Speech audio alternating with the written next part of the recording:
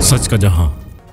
कुरंगी में assistant commissioner Mohammad Hussain Khosu की ज़ेर क़यादत बड़ा इंसदादी तजावुज़ात ऑपरेशन कराची 1 जनवरी 2025 अवामी जगहों को तजावुज़ात से पाक करने के लिए एक अहम इक़दाम के तहत असिस्टेंट कमिश्नर कुरंगी मोहम्मद हुसैन खोसू ने कुरंगी 2.5 DC ऑफिस के करीब और 12,000 रोड पर बड़ा इंसदादी तजावुज़ात ऑपरेशन किया। ये ऑपरेशन डिप्टी कमिश्नर कुरंगी की हदायत पर किया गया, जिसका मकसद गैर कानूनी ढांचों और तजावुज़ात को खत्म करना था जो अवामी रसाई में रुकावट और ट्रैफिक के बहाव को मुतासिर कर रहे थे। TMC कुरंगी के करीब होने वाले इस ऑपरेशन में मकामी इंतजामिया और कानून नाफिज करने वाले इदारों ने मरबूत अंदाज में हिस्सा लिया ताकि इसे कामयाब बनाया जा सके। इस मौके पर बात करते हुए मोहम्मद हुसैन खोसू ने अवामी नज़्म ज़ब्त को बरकरार रखने और शहरी मनसूबाबंदी के कवायद पर अमल करने की अहमियत पर जोर दिया।